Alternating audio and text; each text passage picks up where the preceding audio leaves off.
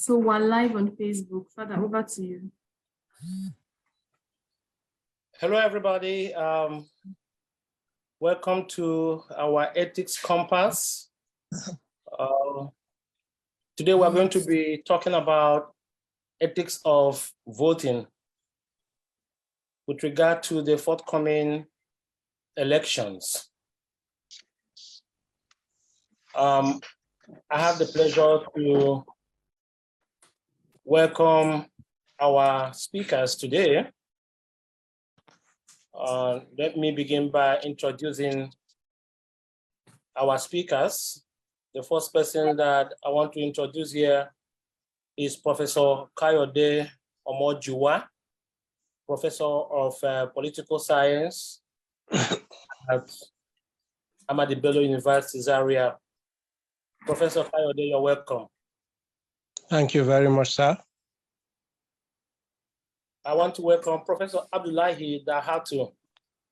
Professor Abdullahi Dahatu is the Professor of Islamic Studies at the Ahmadu Bello University, Zaria. Professor Dahatu, you're welcome.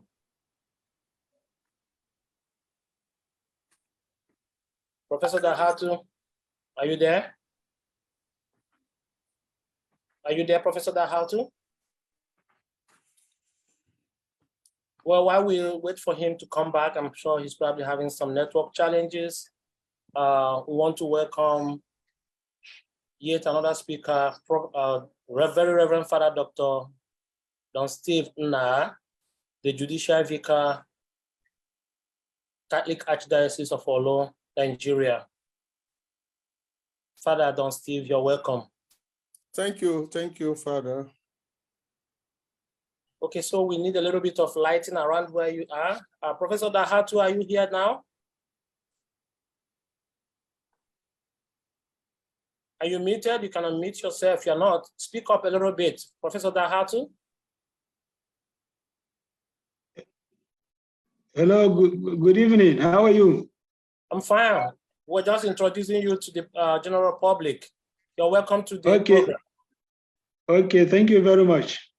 Okay, so this is going to be an hour-and-a-half program, and we all know what is going to happen in our country in the next few days, the presidential elections, and people have been asking questions regarding who they should vote, and even whether or not they should vote, whether or not they are required to vote. People seem to be facing some moral challenges in this country. And that's the reason why we have then all come together to provide some answers to our people as ethicists, moral theologians, lawyers, and religious education professors. And so I'm going to start out the conversation by asking the question, which many people have also been asking, whether or not they should even vote. Whether or not they should even vote. I'll go straight to Professor Kayode Omojuwa, who is a political scientist at the University, or at Ahmadu Bello University, Zaria. Can you speak to us on this, whether or not citizens should vote? Is there a moral obligation, a civil obligation on the side of citizens to vote at elections? Thank you. Thank you very much, sir. First of all, let me say I appreciate the opportunity to contribute to this discussion. We may want to contextualize this issue of voting. We know that voting finds relevance within a context of democracy. And of course, if we go by that popular definition by the former American president, Abraham Lincoln, of democracy as government of the people, by the people, for the people, then it means that this mechanism of voting is a mechanism for the people to choose the people to govern them. since we are talking of government of the people, by the people. So the answer to that question is yes, people should vote.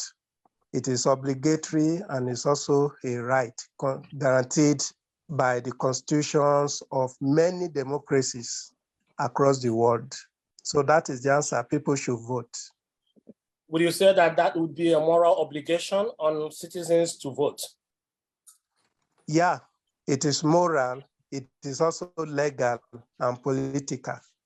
It is multidimensional at one and the same time. So it is moral, it's a moral obligation. As long as we want to have a say in the government that rules us. And the only one of the major ways we can have a say is by choosing who to rule us. And that is what voting is about. So it's a moral obligation. It's also legal and political at the same time.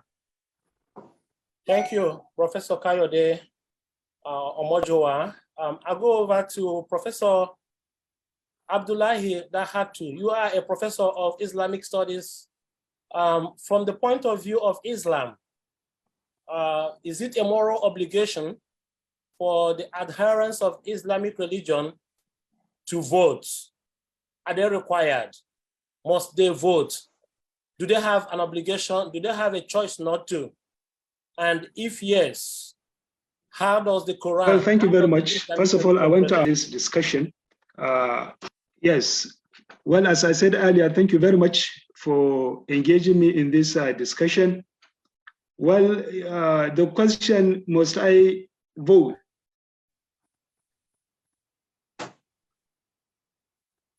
Professor Dahatu, you're having a network problem. We can't hear you anymore. You're having a network problem. We can't hear you anymore. You see, Islam, the main objective of Islam, you see, one of the main objectives of Islam is to promote the attainment of good in a society. So any Muslim that has this good understanding of Islam, then whenever he is called to make a choice between alternatives that will give room for this attainment of good in a society, then Islam makes that exercise a mandatory activity. So a Muslim cannot just be a passive participant in a situation where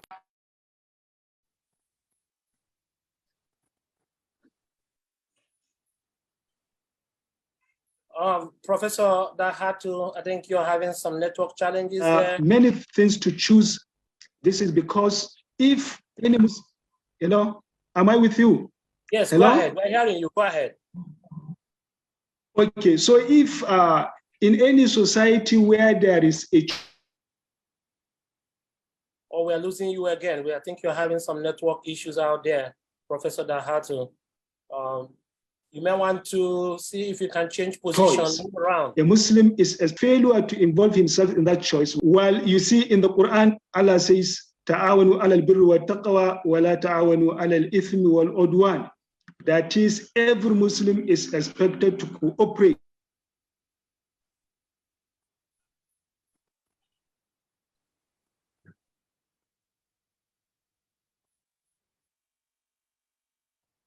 in the promotion of the attempt, not cooperate in the. Therefore, if a Muslim deliberately failed to participate in this voting exercise, is as good as saying that he is giving room for others to vote.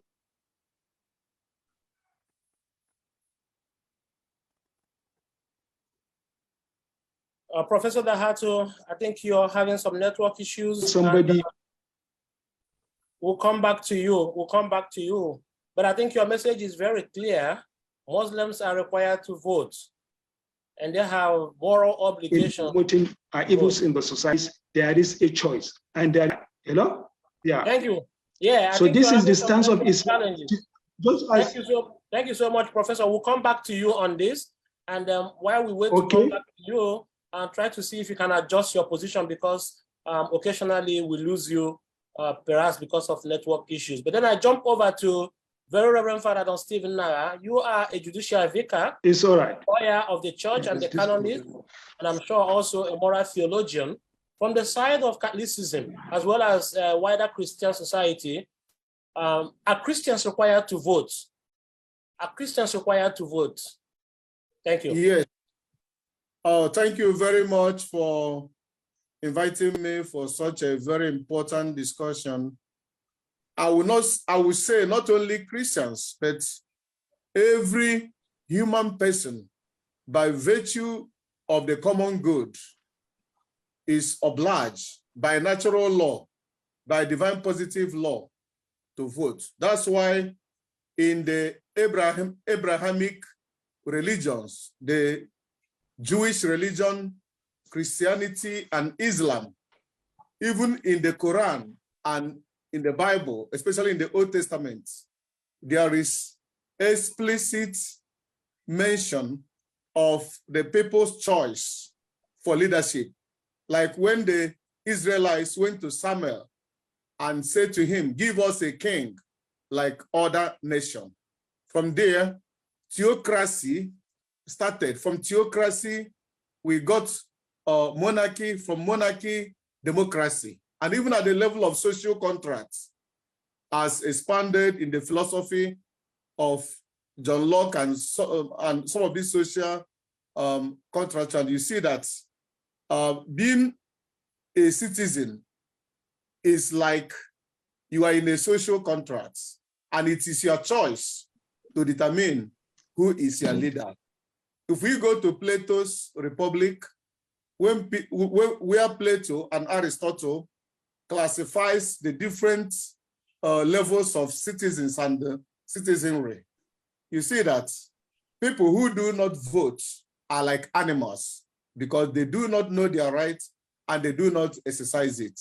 So voting is a natural right that is intrinsic in human nature.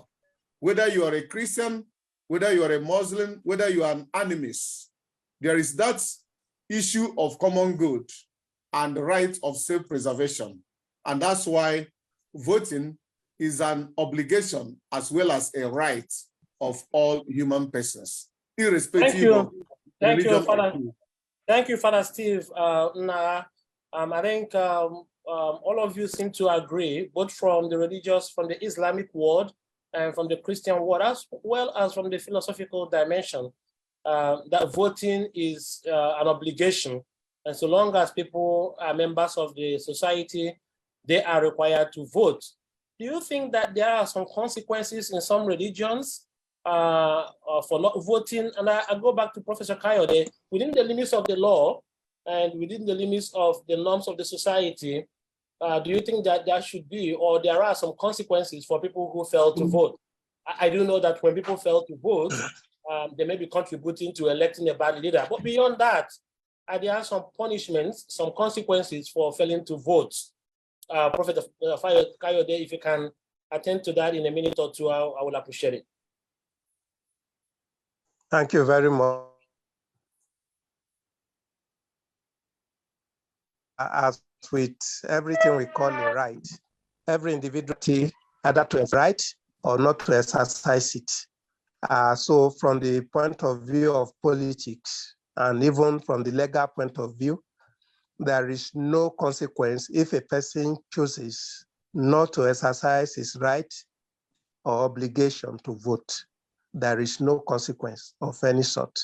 The only thing is that from the moral angle, people say if you have the right to vote and you choose not to exercise that right, you have to abide by whatever outcome those who chose to exercise the right bring about by virtue of exercising that right. In other words, you cannot at the end of the process of voting now come and start complaining about the outcome if you on your own decide not to exercise your right to vote. Thank you, Professor Kayode. That is very clear. I get it. Sorry for cutting you, but I go back to Professor Dahatu. In Islam, are there consequences for people who fail to vote? Would that be considered a sin? would Allah punish anybody that fails to vote? What are the consequences religiously in Islam for those who fail to vote? Well, the consequences is that be found guilty of his inability to help in order to bring society, in order to bring back normalcy in a society. Professor Dahati, we keep having some problems with your network out there, and while we try to... So with that act, as far as it's good in a society, you are expected to participate. But if you don't do that, then you'll be found guilty of a sinful act. This is the position of Islam. Thank you, Professor Dahati. I go to Very Reverend Father Stephen Nara. Would it be considered, Hello? would it be a sin for a Christian not to vote? Hello? Would it be a sin for a Christian not to vote? What would be the consequences, the punishment for Christians who do not vote? Would they be punished? Would they go to hell? Would they need to go to confession? Would that be a mortal sin or a venial sin? Well, from the point of view of divine positive law and the canon law, like in the Catholic Church, there is no objective consequence of not voting. Although voters' apathy and indifferentism is antithetical to the objective of good governance and social contracts. If you are a citizen of a state, you are supposed to participate. It's a civic responsibility. And when you do that, you are helping to entrench democracy, good governance. Sorry to cut you off. Is it not a religious responsibility too, just a civic only? Well, there is a portion in the Bible that Christ was asked about payment of tribute. He said, render to Caesar what belongs to Caesar, and to God what belongs to God. And also in letter of St. Peter, epistle of St. Peter, he said, fear God and respect the emperor. Is a responsibility that doesn't carry moral objective sinfulness or not. So it's not something that somebody can be punished, but the person will be bearing the brunt of the consequence of not exercising his or her fundamental right to vote. And some priests, sorry to cut you, some priests in the recent past have said that failing to vote would be a sin, and some have even said it would be a mortal sin. What have you to say about that? Those are subjective opinions. There's nowhere you see it explicit, either in the divine positive law or in the laws of the church, that because if there is a punishment, there must be, a crime.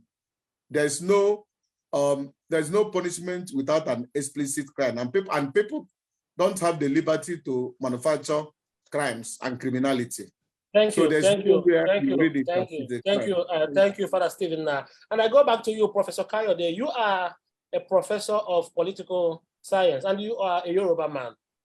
Is there anywhere in Yoruba culture where people are required to vote, and if they don't, is there anything about punishment or consequence somewhere in Yoruba culture?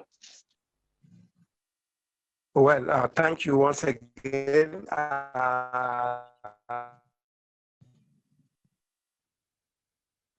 Professor Kayode, you seem to be having a network problem there. You seem to be having a network problem there. You seem to be having a network problem there, Professor Kayode.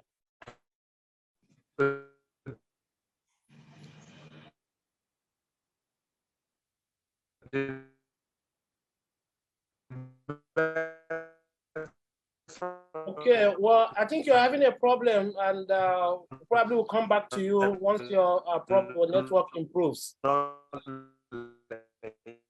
In the meantime, let's go to Professor Abdullahi Dahati. Professor, talk to us a little bit about the choice of candidates for voting. What are the religious indicators? What are the teachings? Can you talk to us about the teaching of Islam on who a Muslim can or cannot vote for during elections? Well, Islam is very much categorical on that. Yes, I'm saying, are you hearing me now? Hello? Yeah, is that Professor Okayode, can you hold on for 1 second? We'll come back to you since you're having problems. Oh, Professor, can you go Muslim, ahead? As long as that, yes, I was saying that a Muslim is expected to vote somebody who is just, somebody whose track record. Well, I think we're having a lot of network issues here. And this conversation is becoming interesting. Then we're having some network issues here. We hope the network gets improved as we move on with this conversation. Father Don Stephen, while we wait for them to come becomes back, an obligation of one of the main objectives of Islam, that is attainment of good in a society. So a Muslim, irrespective of the party. Oh, must be having some horrible network issues out there. He belongs to, he is expected in his life, so of a society in which justice will be promoted. So the stance of Islam is that a Muslim is always expected to choose somebody who is just.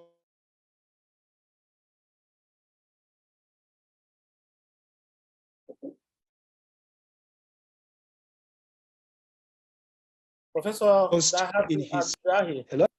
Yeah, hello? Okay, thank you so much. Thank you. Let me ask you real quick. Can a Muslim actually vote for a non-Muslim? Of course, there is provision for that in Islam. But some people argue that voting for a non-Muslim is like voting for an unbeliever. What have you to say about that?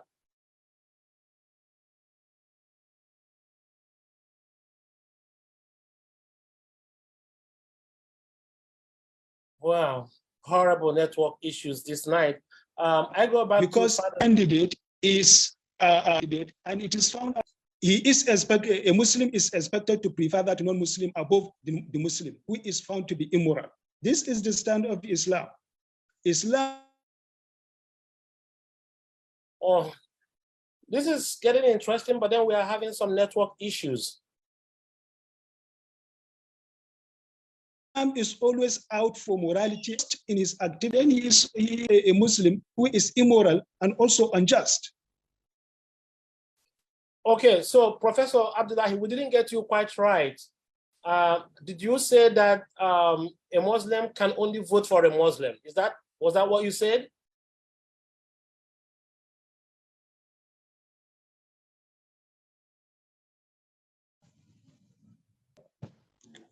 This is the problem. Hello?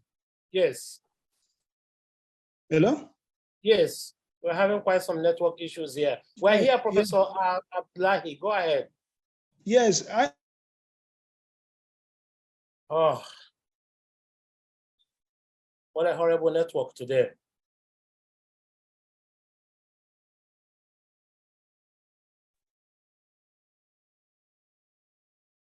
While we wait for Professor Abdullahi to come back, go to Father Steve. Father Steve. I was saying that Muslim who is just and moralist. Hello?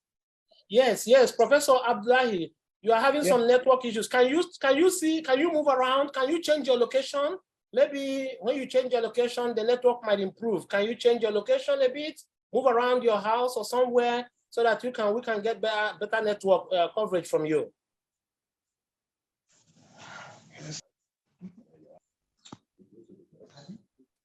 Hello? Yes, I think we can hear you now. We hope it stays. And if you're having too much problem, you can just talk audio instead of being on video. Maybe that could help too.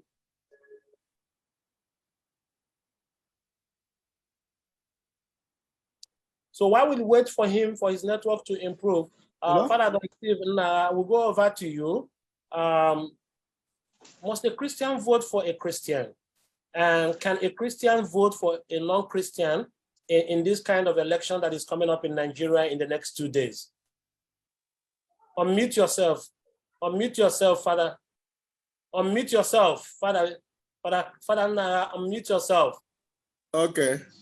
Good. Go ahead.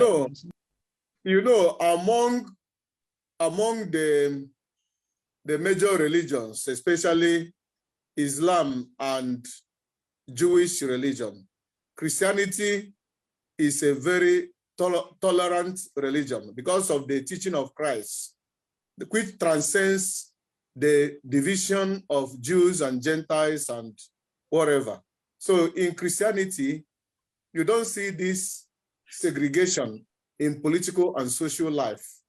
There is nowhere you see in the Bible or in any of the teachings of the church, Catholic social teaching or other pastoral letters, where you see explicit teaching that Christians can only vote for Christians. Christianity is a global religion, and it looks at the common good and what unites us. So Christians can vote for non-Christians, even atheists. It depends on the categorical imperative of universality of morality. Whatever is good, what is good, irrespective of religion or language or creed. So in Christianity, there is no teaching or principle against voting non-Christians. In fact, it doesn't arise because you can get good men from every nationality and creed and language. That is the teaching of Christ. There is this concern among Christians that if they vote in, let's say, a non-Christian who is also very probably not doesn't like Christians, is doesn't favor Christian teachings, and that person may try to fight Christianity, may try to restrict the freedom of Christians. If such a person is running for an office, do you think that Christians should vote for that person, regardless of his moral and moral behaviors, all that stuff? Anything that has to do with religious fundamentalism is not good, whether it is religious radicalism or fundamentalism in Christianity or in Islam or in traditional religion. It is an extreme because it leads to fanatical lifestyle. So when Christians pick out such people, they are not picking out them because they are Muslims or they are not Christians. They are picking out them because of their extremism. Because in every religion, extremism is against the core values of any religion, whether it is extremism in Christianity, extremism in Jewish religion, extremism or Islam. And in every religion, there is always room for extremism and fanaticism. So people who seek for political position must be moderate and be able to accommodate people of other faiths and other worldviews, idiosyncrasies, and patterns of life. Okay, so thank you so much. Thank you so much, Father Stephen. Now we go back. I think Professor Kayode is back. And Professor Kayode, I ask you one more tribal question. In Nigeria is a very ethnic society, a very ethnic country. We are divided on ethnic lines and tribal lines.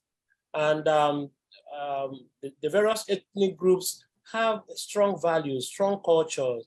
The question then is, you are a Yoruba man, and we hear some people think that, oh, if somebody is from Yoruba, you must vote for him.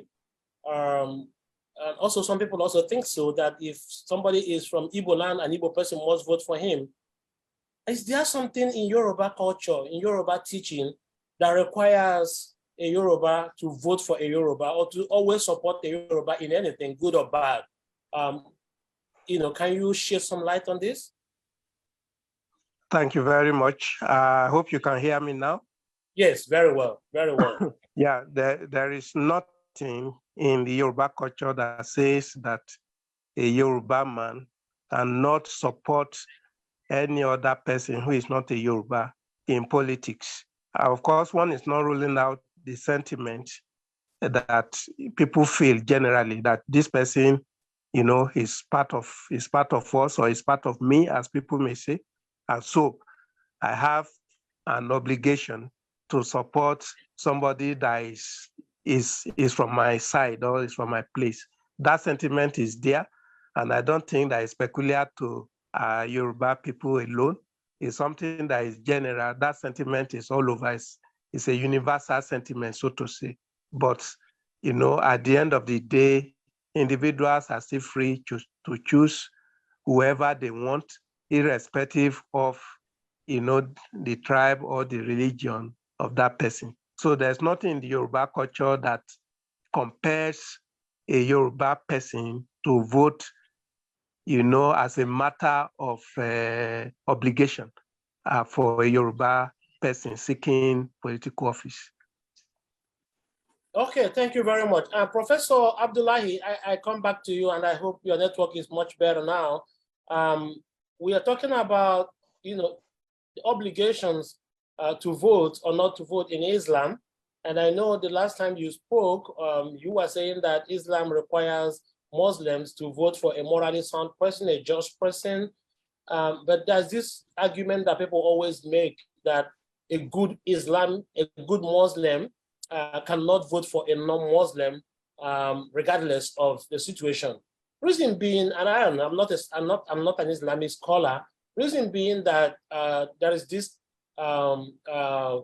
belief, this rumor that goes around that Muslims, good Muslims, quote unquote, think that non-Muslims are infidels, and of course, it would be wrong for an infidel to rule a quote unquote good Muslim.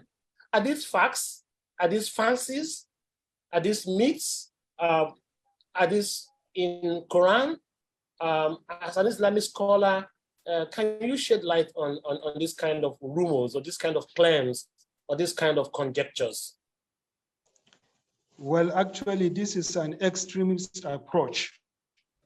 You see, in any group of people, Islam inclusive, there are some people that are so extremist that share an ideology that are alien to the actual classical provisions of Islam. So whoever says that, whoever is sharing that view, consider him to be an extremist and not the popular opinion of Islam. As far as Islam is concerned, as I said earlier, any candidate that is found to be just, then such a candidate is preferred by Islam to be.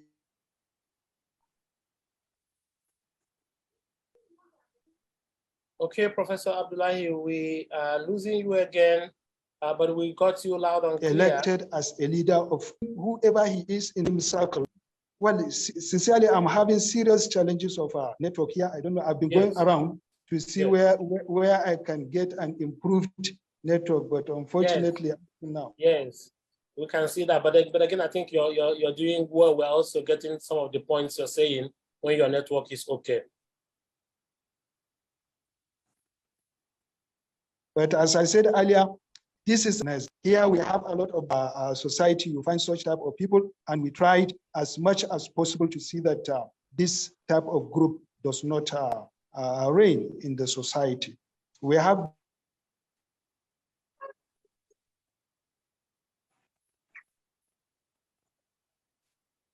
Well, thank you so much, Professor Abdullahi. The likes of Boko Haram, as we so this. Hello. Yes, Professor Abdullahi, we're having a hard time hearing you very well because of network issues. Yes, this network is very bad. It's unfortunate, but anyway, we'll continue to try. We're not going to give up. Continue. But while we wait for you to get a good network to talk to us. Sincerely speaking. Message. Hello? Yes. Okay, Professor Abdullahi. Yes, hello. Has the message been communicated? Yes, yes, we have heard you loud and clear. Thank you so much. Okay, Thank you so much. Okay, so I go over to Professor Kayode. You are a political scientist, and this time around, politics runs on political parties. Do you think that people can vote across across party lines during elections, considering the fact that people are expected to be loyal to their parties? Do you think that people are required to vote for candidates from their parties? Or do you think that people have the liberty to even vote against their own candidate? Wouldn't this be against political party constitution? Wouldn't this be against the value of loyalty? Wouldn't this be against the value of solidarity? So can you speak to us around this? And this is your area, and I hope we can learn from you. Hello? Thank you very much. If you study voting behavior, it's been established that there are many factors influencing the behavior of voters. Party loyalty is one of the factors, but then it's just a factor among so many other factors. And so it also happens from time to time that that loyalty may also be affected negatively in some situations and circumstances. There are some other factors like the personality of a candidate. There are other factors like the influence of money, the influence of advertisement, and the impact of that upon the perception of voters. There are also some other factors like, the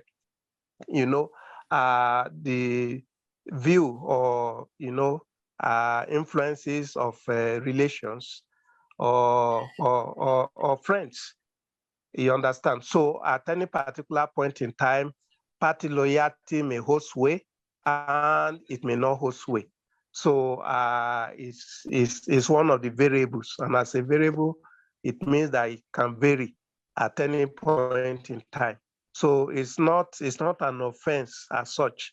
If you study the processes leading to the 2015 election, presidential election in Nigeria, you see that, political alliances and counter-alliances and so on and so forth, affected even the loyalty of, party members of some parties. Some openly declared their support for candidates.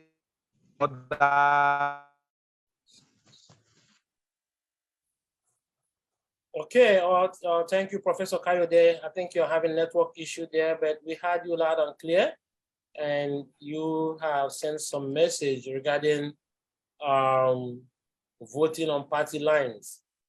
While we wait to have you back, I will go over to Father Stephen now. And Father Steve, you are a Catholic priest, and you preach loyalty, you preach obedience, you preach commitment to values. You took an oath yourself as a priest, and you have also kept your oath. Shouldn't people be loyal to their parties? Shouldn't people vote for their candidates regardless of what? Wouldn't it be breaking of an oath, breaking of a commitment? Wouldn't it be an act of disloyalty and for somebody in another party to vote for the candidate from another party? Father Steve. Okay. In any political setting or any state, any modern state, the two things that demands uncompromising loyalty are the state itself, like Federal Republic of Nigeria, and then the Constitution of Federal Republic of Nigeria. Any other smaller groupings and status and constitution should be subservient to that. And that's why party supremacy is an internal affair that is not even recognized in the constitution. If you look at the pattern of Nigerian partisan politics from 1979 to date, you see different changes. Like the way people voted in 1979 is not the same they voted in 1983 when they voted Abiola and King Ibe. Both of them were Muslims against Tofa, you know? And the same way, the way Nigerians voted in 2007 is not the same they voted in 2011. And even 2015, you saw, people from PDP going to join APC, that was a new party that made the president of Nigeria to win. Presently, in this 2023, you see a different political pattern of voting, because right now, what everybody is saying now is that we are voting on persons and not on parties. And that's why you will not be surprised that, like the ballot we are going to have on Saturday, we have the presidential, we have the Senate, we have the the House of Reps. Somebody may end up voting 3 different parties or 2 different parties. So party supremacy is no more a very serious issue. And that's why you see even in PDP now, you see the G5 governors doing their own thing without looking back at whatever the constitution of the party says. And besides, in Nigeria, the manifesto of the major political parties, you cannot distinguish which one is Republican and which one is Democratic. It is the same. Unlike in Italy, you have the Sinistra and the Destra, the rights and the leftists. In Nigeria, it is the same thing. That's why you see people, within the last 10 years, they have been members of 3 or 4 different political parties, because we have political parties in Nigeria without differentiating ideologies. Yeah, but Father Don Steele, you are a lawyer, and I believe you know the value of agreement. I believe you know the value of agreement. If people come together and agree on something, even orally, even informally, as a canon lawyer, don't you think that people should keep to those agreements? If people have come together as members of a party and have agreed that they're going to work together, and they agree that they're going to vote for their candidate, don't you think there's something morally or legally wrong if that person moves away from his party to vote for another party? Unfortunately, a great percentage of party members have not read the manifesto of their parties. They don't even know what their parties stand for. Even people that are candidates up to governorship, I'm telling you that. And many of these politicians have not even read the Electoral Act as amended. They have not even read the Constitution of the Federal Republic of Nigeria. Some of them don't even know the particular level of government they want to serve. So that is the thing. We are not a reading people. People don't see it that way. That's why you can see in the same house, you see umbrella, you see the broom, and you also see Papa, Mama, Pikin. The same clothes, the same thing. People don't really attach any serious meaning to these political parties. They follow people and they say it's line up. If the person they are under the lineup leaves the party and goes to another party, they follow the person to the new lineup. So you see, there's no contract, there's no social contract, and there's no obligation or qualms of conscience, because they don't even understand what each party stands for. They're only following personality courts and lineup. So that is the situation in Nigeria. So would you recommend that anybody can vote for anybody in Nigeria regardless of the party that they belong to? I absolutely subscribe to that, and that's what I would do. Okay. Professor Abdullahi, do you agree with Father Steve Nara? The issue here is on whether people can vote for a candidate that is not a member of their party, given the fact that a party is an association, Well, they have a constitution, they have a contract, they have agreement.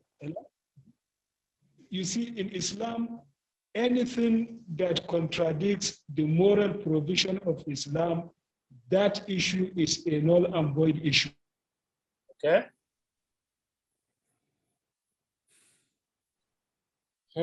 Oh, some network challenges here, but probably be patient, wait for you. This issue of blind followership and Islam prohibit. Hello? Hello? Go ahead, we're hearing you. Yes. As I said, this is what Islam calls a blind followership.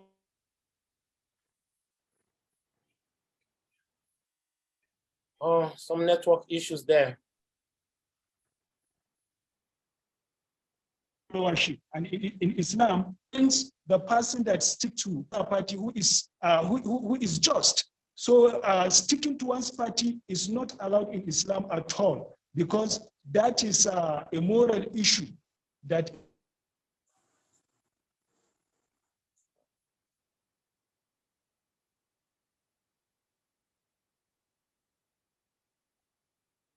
Islam does not like a party. Then he is in the situation. Whereas there is another candidate in another party that is more better than the one his party proposed. So in Islam, blind followership is prohibited and it is always discouraged. Okay, thank you so much. So both of you are in agreement that people should not follow personalities blindly, and regardless of one's party, one can always move away from that person and move over to another party and vote for a just person and vote for the right people. I do hope that Nigerians are listening to you, and because I have had so many people come to me with questions, as I'm a party man, you know, my hands are tied, and you know, I would have loved to vote for this person, but again, I'm a party man, and I'm obliged. I have obligation to vote for my party member. And some of these, their party flag bearers may not be the best of the candidates, but because they have benefited from that same party, they seem obliged to vote for them. If you were to find yourself in such a situation where you have benefited from a party and now you have a candidate that you feel cannot lead this country very well, and what would you do? Would you still vote for the person, given that you have benefited from such a party, or would you just go ahead and still vote for somebody else who would do a better job for the country? Father Stephen, can you jump in there briefly? Yeah, I think at the level of electioneering and voting, what matters most is the common good,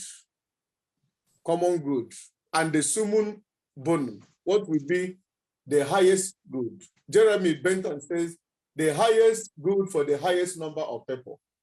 Because if you are hoodwinked with party affiliation and whatever, and you vote a mediocre to be at the head of affairs and at the helm of affairs, that means mediocrity will be elevated to the highest level, and then leadership and statesmanship will be destroyed. So at that level of steering the ship of the nation, we should go out irrespective of our party affiliations and ethnic and tribal origins and orientations and linguistic derivation, and look for the person that is credible, the person that has the character, and the person that has the competence to do that job. That's why in advanced nations, if you see people who have voted, they may even come from minority parties or even as independent candidates. It doesn't matter. What matters is that this person is going to deliver. Because okay. Thank you, Father. Thank you, Father Steve. We are running out of time. We are going to open our lines up for people who want to ask questions. Our number is 070-4600-7185. That number again is 070-4600-7185. I repeat, 070-4600-7185. If you have any questions for our scholars here, you're welcome to call in. You can also type in your question on Facebook, on our Facebook Live page. You can also type in your question on our Facebook page, and we will be happy to read out the question to our speakers. But you can also call in on the phone, and we will be able to take your call.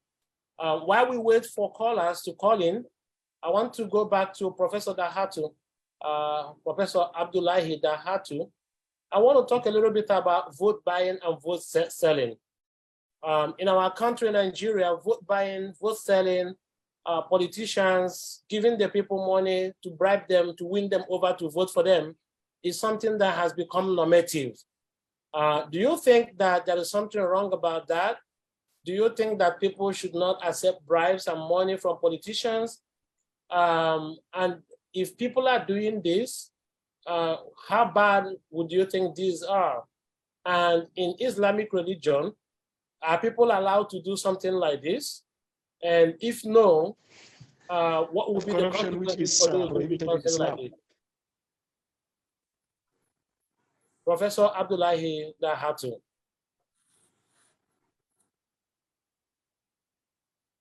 Yeah, we can see you. Go ahead. Professor Dahatu. Looks like you're still having some network issues. Yes. Hello? Okay. Okay, go ahead. Hello? Yes. Maybe you can try to remove your phone from video and speak on audio alone. Maybe you can remove it from video. Maybe the network might be better.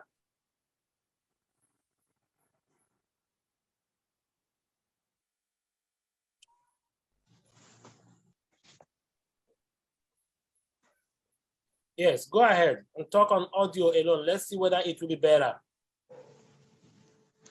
Hello? Yes, go ahead. Go ahead. Okay. Or we're still having the same problems.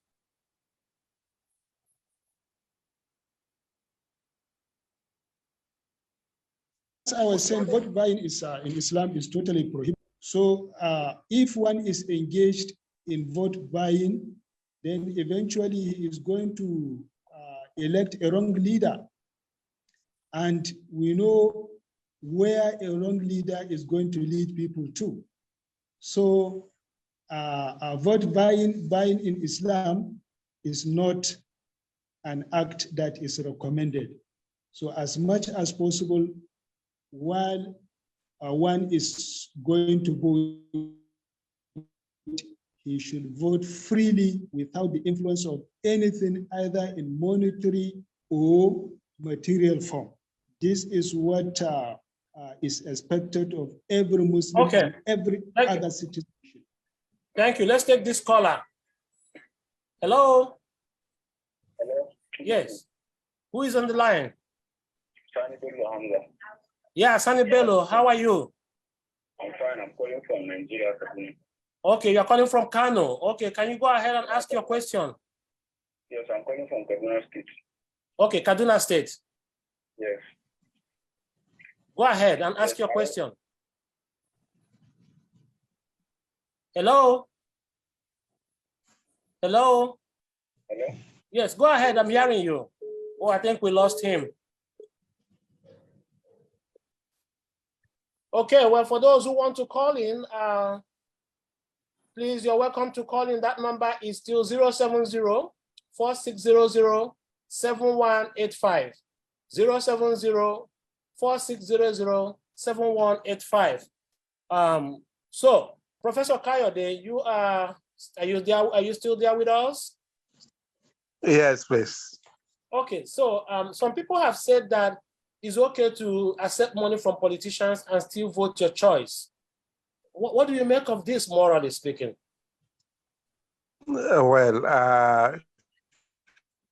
Again, that is wrong because when you are going to vote or when anybody is going to vote, it usually said that go and vote your conscience. So when you accept money in order to exercise your right to choose, that means you are putting your conscience on sale. So morally, it is.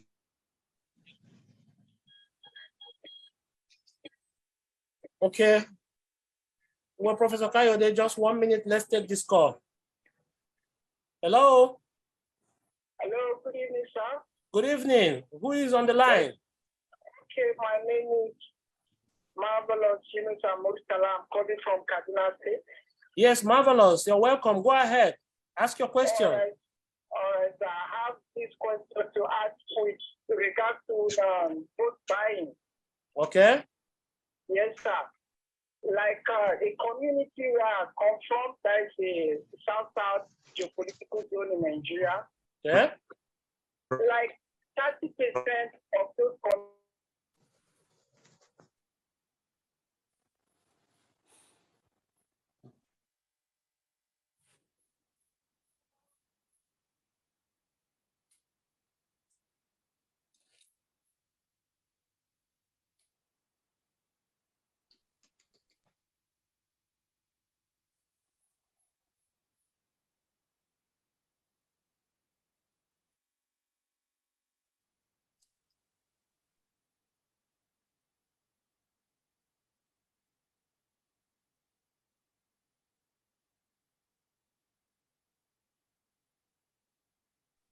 Marvelous is concerned that many people are accepting money from politicians, Christians and Muslims alike. And he wants to know from our Islamic scholar and our priest here, whether there will be punishment for people like this, consequences for people like this, on religious lines, people that accept bribes and accept money and cast their vote for people that have paid for their votes.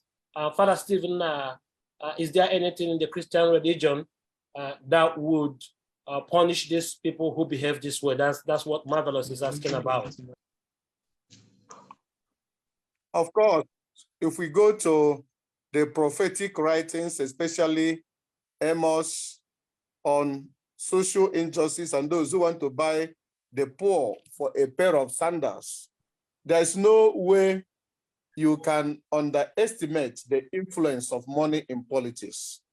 Money, when money comes in any social relationship. Father Steve, 1 minute. Let's get this question and then we can continue. Let's get this question. Hello? Hello. Yes. What's your name? Your name, please. Good evening. Shehu Makarfi. Shehu Makarfi, where are you calling from? Makarfi. Makarfi, where are you calling from? From Makarfi, sir. Oh, from Makarfi. Okay, thank you. So what's your question? No, sir, I just want to appreciate the organizers of this program because this is a kind of thing that we should invite anytime there is election, that we elect that we educate electorate to know who to vote, because the situation we are in Nigeria is very terrible. The kind of leaders we are voting. So this kind of program will shed more light. The electorate know this is the right person to vote for. So we thank you for this program and we appreciate your effort. Thank you so much. Thank you so much. Thank you so much. We appreciate that, and we hope you have learned a lot and you will be able to make the right decision on Saturday. Thank you so much. Indeed. Thank you so much. Thank you. Yeah, Father Steve, now we'll go back to you and continue with the response you were giving us with regard to punishments for those who buy votes in Christianity. Yeah, in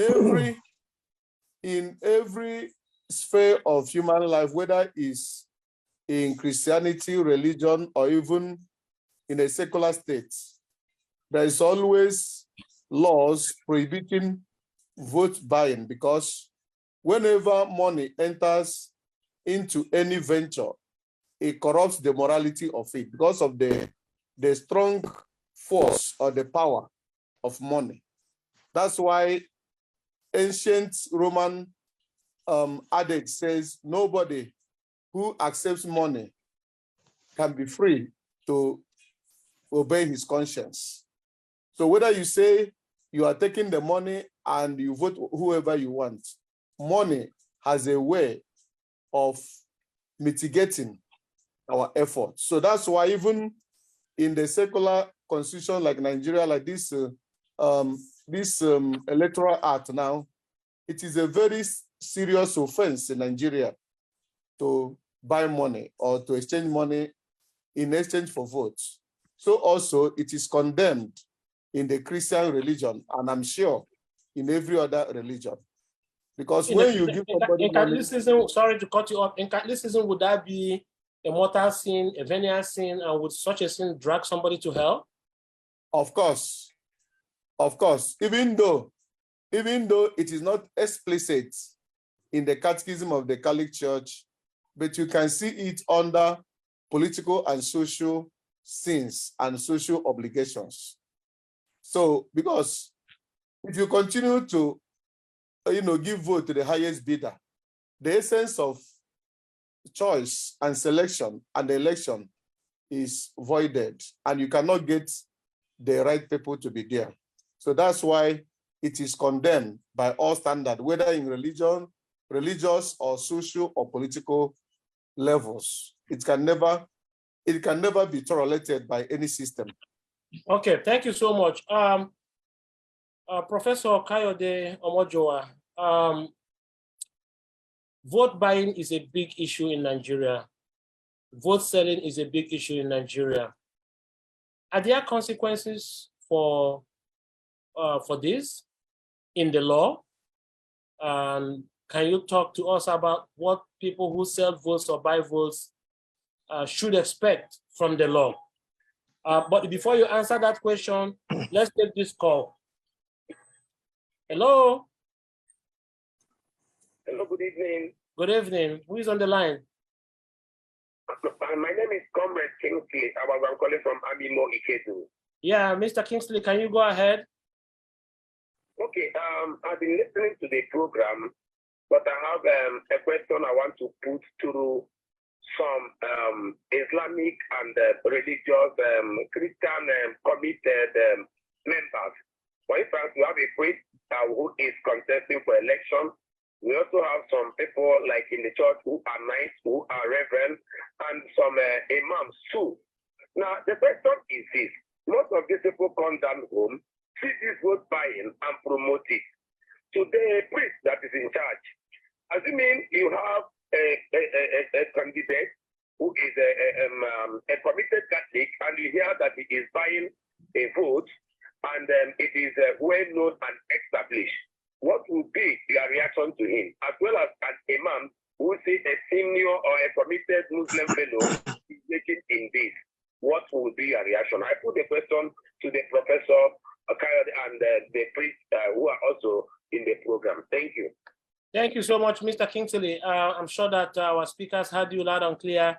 I go to Professor Abdullahi first. I hope his network would be kind to us this time around. Professor Abdullahi, the last caller said, if you are a Muslim, an Islamic imam, a leader in the Islamic religion, and members of your religion are selling and buying votes, and you happen to know about this, what should an imam, what should the leader in an Islamic religion do to such people? That's the question. Well, he should be called to order because he is doing an act that is contrary to the provision of Islam. The stance of Islam is vote buying. Buying is an act of corruption, which is prohibited in Islam. So let us. Okay. Well, during the primary elections, we had that some candidates bought votes, and some of them are members of the Islamic religion. Act of people. Have they been called to order? 1 second, please. 1 second. Let's take this caller. Okay. Hello. Hello, good evening, sir. Yes, who's on the line? Yeah, Levi, Levi Chibike is my name. Okay, Levi, go ahead. All right. Please, my question is this. And I want the question to go to Father Steve. So considering the level of partisanship we have presently in the country, so because you talked about independent candidates. So I want to know what will be the consequences of independent candidacy in Nigeria with regards to the president, the executive arm of government and the legislative arm of government. If the electorate elect not minding the party, that is in the case of independent candidacy, what are the possible consequences that it may result to? So that is my question. Okay, thank you so much, Levi from Lagos. We are going to get back to you. Thank you. Professor Abdullahi, in the primary elections that just happened in Nigeria a few months ago, there were rumors that some candidates, bought over members of their parties with lots of money. And some of these candidates are members of the Islamic religion. Has anything been done to them? Have they been warned? Have they been cautioned? What have you to say about this?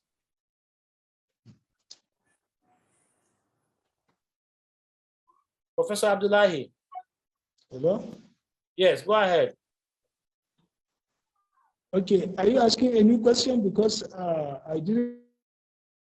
Okay, are you there? My last question, remember that Mr. Kingsley asked about what would an imam do to a Muslim who buys votes or who sells votes? And Hello? yes, are you there? Hello? Hello? I think you're having so much problems. But I go to Father Steve. Father Don Steve, the question here is, what would a priest, what would a bishop, what would a pope do to a Christian, a Catholic? What would a pastor do to a Christian politician who is buying votes or who is selling votes? What would be the consequence? What would the priest do that? Assuming that that Christian is your parishioner and you are pretty much aware that he's buying votes and selling votes, what would you do to that person? You see, Farah, the essence of law is coercion. If you don't have the power of coercion, law does not exist.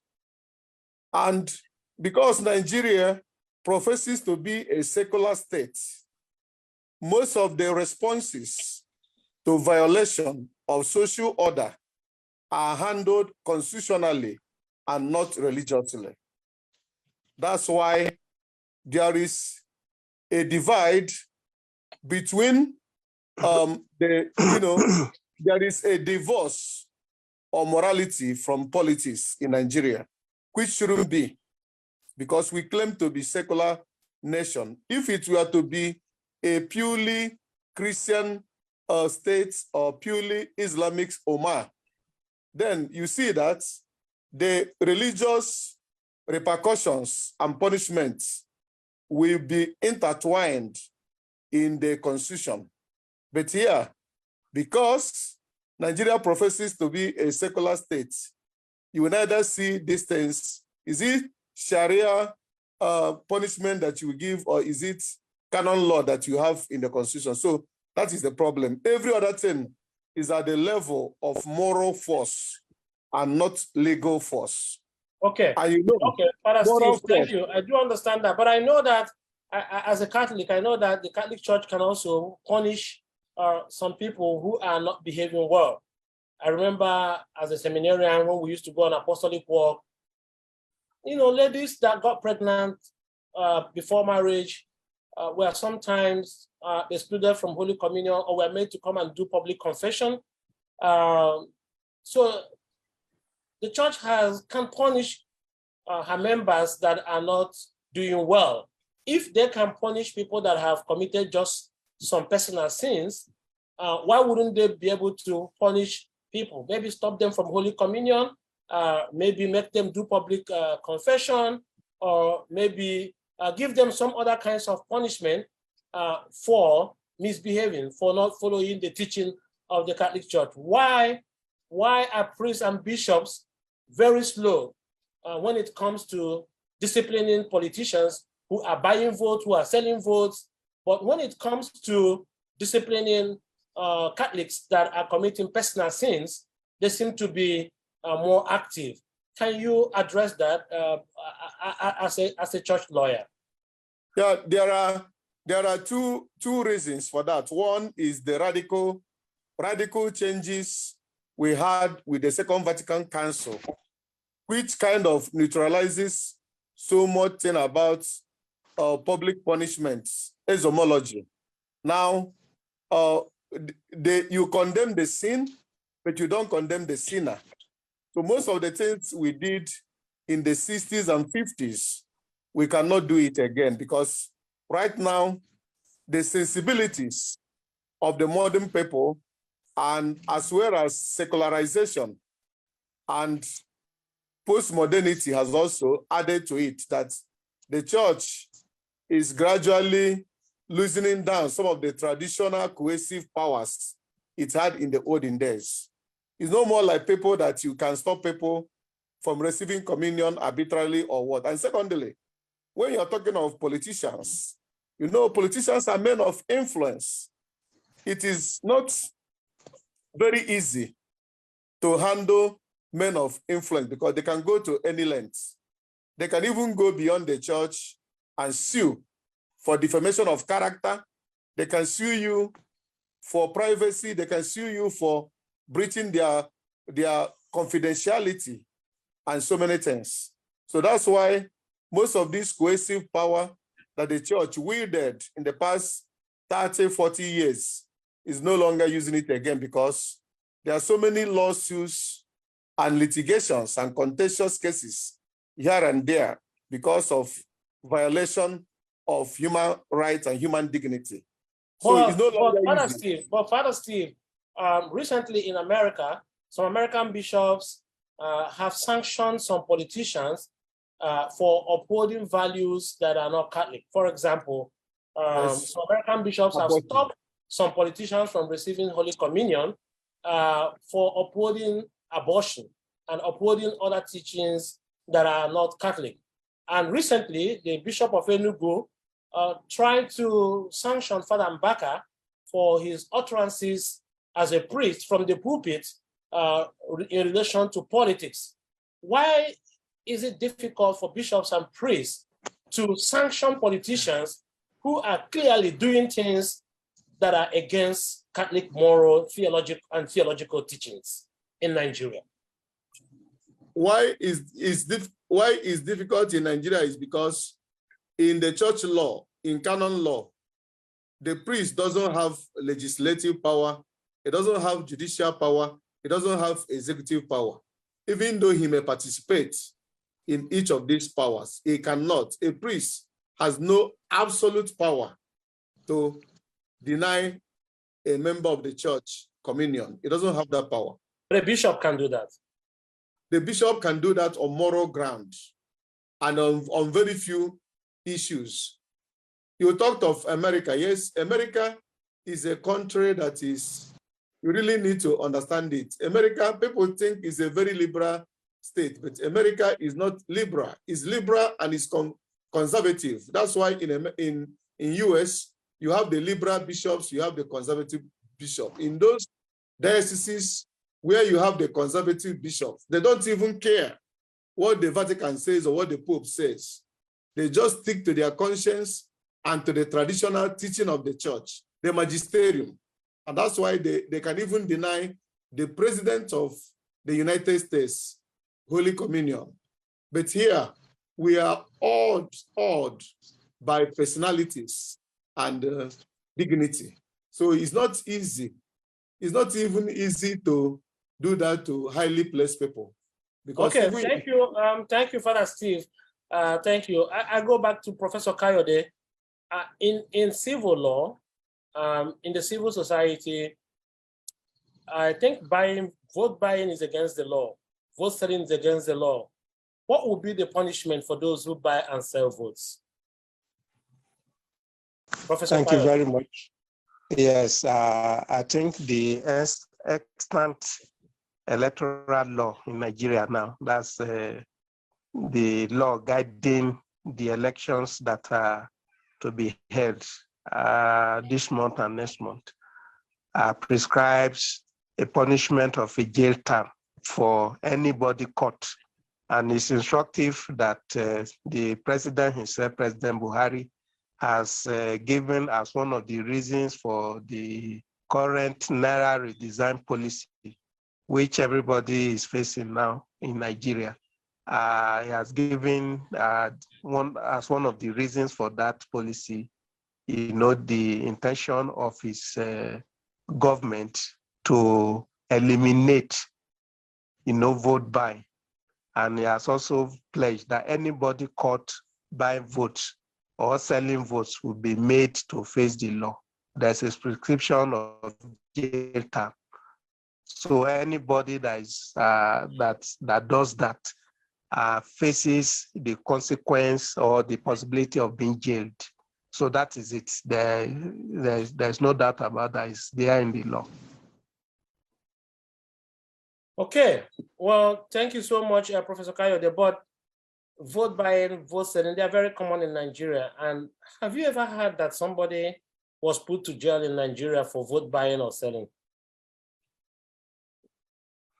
Okay, that's a good question. Well, I want to say that most of what we hear are just like hearsay, so to say. You just hear people say, some people bought votes in certain polling booths and so on and so forth.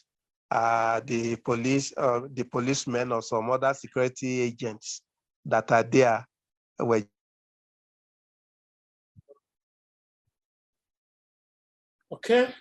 just looking, and didn't do anything. Some people, but at the end of the day, nothing, is hard further.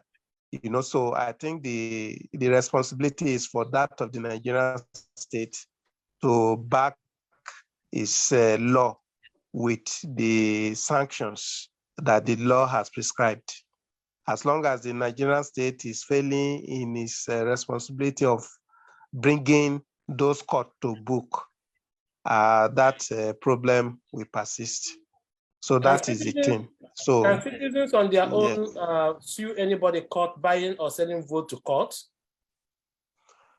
That's going to be a difficult one. In the first instance, I'm not sure that the law, confers the responsibility of suing or even arresting and suing anybody that any citizen catches to be buying vote. I'm not sure that there's a law that empowers the ordinary citizens to do that.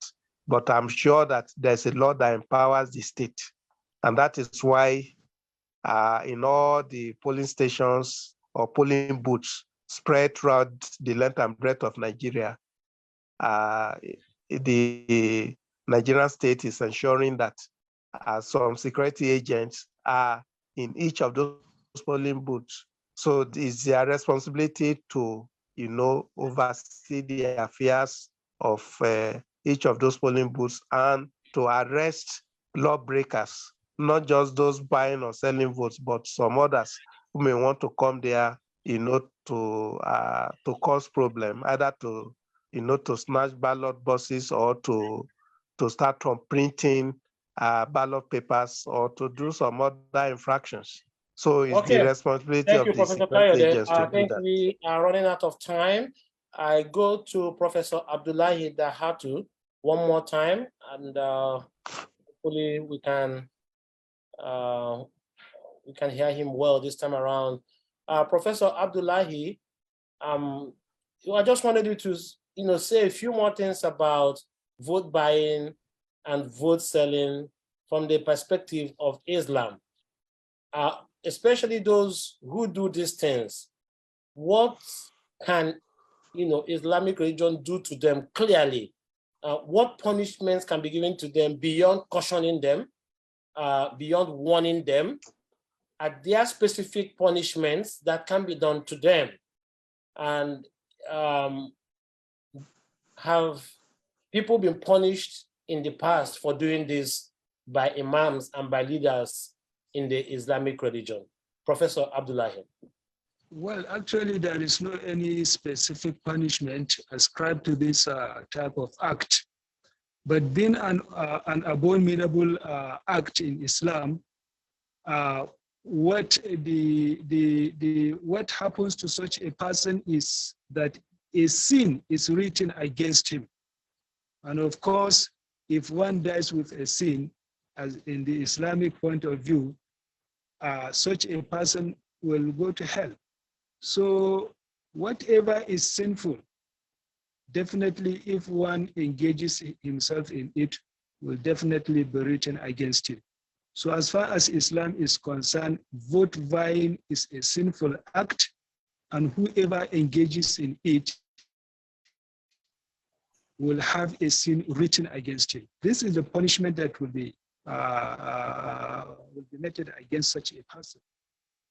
Okay, thank you very much, Professor Abdullahi.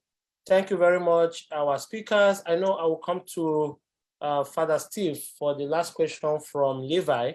But before we do that, I want you guys to also prepare to say a few things on your own. I know you have said the position of your churches, of your faiths, and of the law, but I'll come back to you one last time to tell me what you think on your own. We should be rounding up in the next 9 minutes or 8 minutes. And so, Father Steve, this last question came from Levi, and he was asking about independent candidacy in Nigeria and whether or not that would be something that could be that could work in Nigeria and that could be allowed by the executive.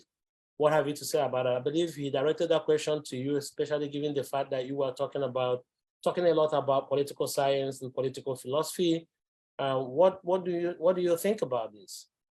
Yeah, in the present Constitution of the Federal Republic of Nigeria, there is no provision for independent candidates. But I know that if there is a constitutional amendment, is one of the very important features that might come up.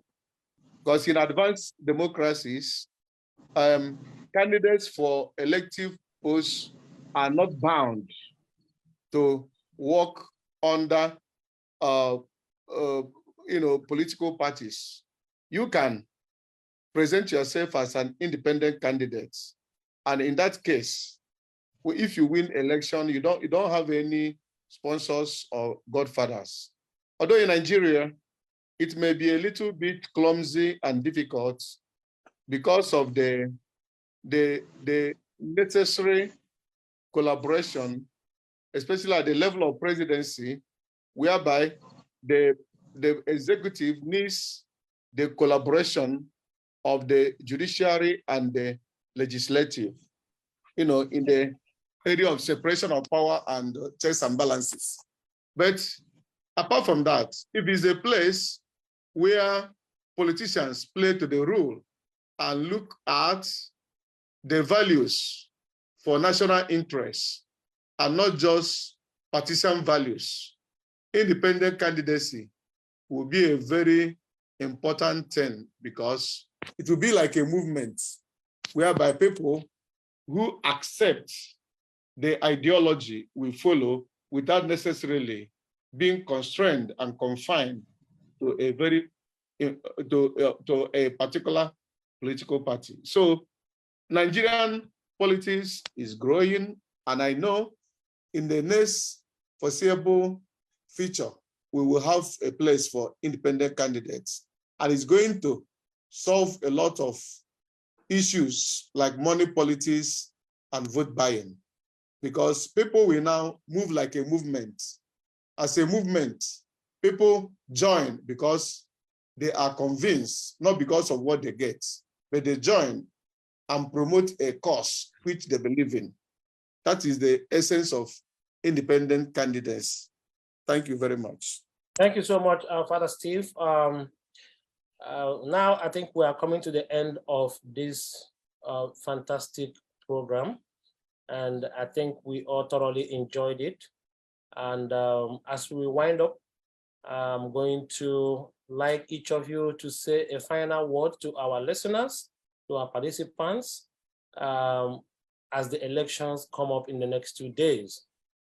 Professor Kayode, what have you to say to Nigerians about the forthcoming elections? In 1 minute,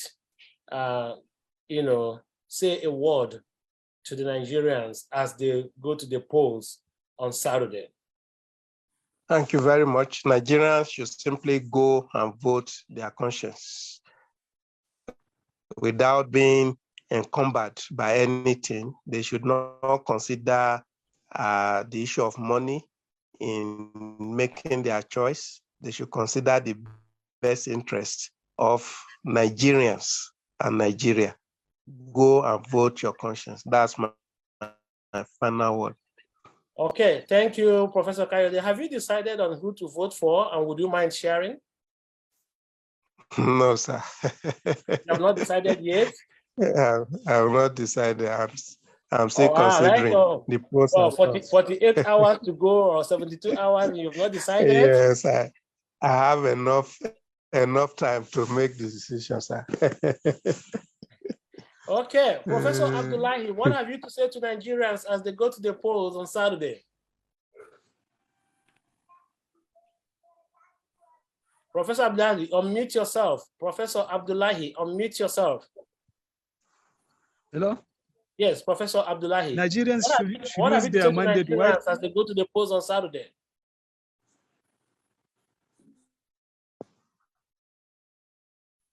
Go ahead, Professor Abdullahi. We can't hear you anymore. Nigerians should vote irrespective of his party inclination to Nigerians. Very good. Have you decided who to vote for on Saturday? I'm still evaluating them. You're still evaluating them for the 8 hours or to the voting day, to the time. Well, okay. Well, when you have decided, you let us know. Father Steve, what have you to say to Nigerians as they go to the polls on Saturday?